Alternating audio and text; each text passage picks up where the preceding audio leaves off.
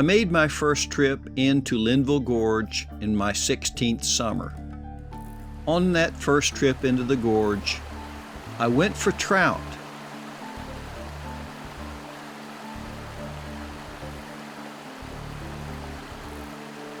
But I came away a fan of its wildflowers. Now, more than 50 years later, much of North Carolina has been developed, and the feel of wilderness has sadly disappeared. Linville Gorge is one of the few exceptions, a wild land frozen in time and preserved for future generations. Linville Gorge is alive with unique plants and animals, like most wilderness areas.